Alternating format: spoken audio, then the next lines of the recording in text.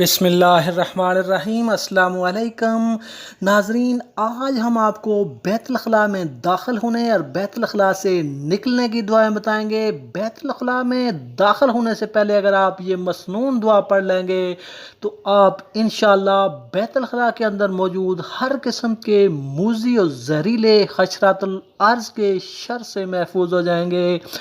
اس کے علاوہ چونکہ بیت الخلاء کے اندر شیاطین اور جنات ہوتے ہیں جو کہ شریر جنات ہوتے ہیں، اور اس بات کا اندیشہ ہوتا ہے کہ وہ آپ کو کوئی تکلیف نہ پہنچا دیں، جب آپ یہ مسنون دعا پڑھ کر بیت الخلاء میں داخل ہوں گے تو اللہ تعالیٰ ان شیاطین اور آپ کے درمیان ایک پردہ حائل کر دیتے ہیں، جس سے نہ آپ ان کو دیکھ سکتے ہیں اور نہ ہی وہ آپ کو دیکھ سکتے ہیں۔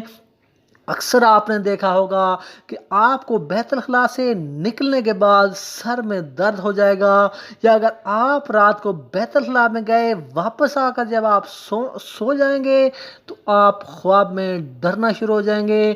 اس لیے ضروری ہے کہ بیت الخلاء جانے سے پہلے یہ دعا ضرور پڑھ لیں اور اپنی زندگی نبی پاک صلی اللہ علیہ وآلہ وسلم کے بتائے ہوئے طریقوں کے مطابق گزاریں۔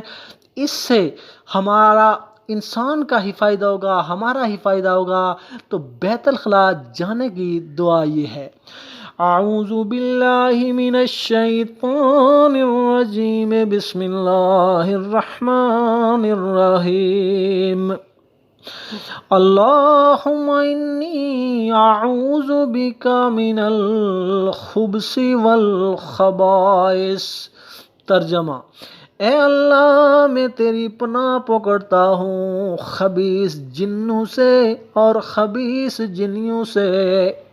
اور جو ہی آپ بیت الخلاء سے نکلیں تو بیت الخلاء سے نکلنے کے بعد آپ یہ دعا پڑھیں: الحمدللہ الذی اذھب عنی العذا وعافانی۔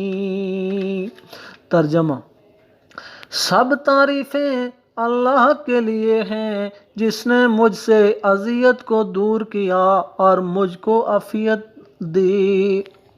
معزز خواتین و حضرات، ہم آپ کو یاد دلانا چاہتے ہیں کہ اگر آپ ہمارے اس چینل پر نئے ہیں تو ہمارے اس چینل کو سبسکرائب کر لیں اور بیل آئیکن کو ضرور پریس کر لیں تاکہ مزید آنے والے ویڈیوز کا نوٹیفیکیشن آپ کو موصول ہو سکے، کیونکہ اس چینل پر ہم اسی طرح کی اسلامی معلوماتی ویڈیوز لاتے رہتے ہیں۔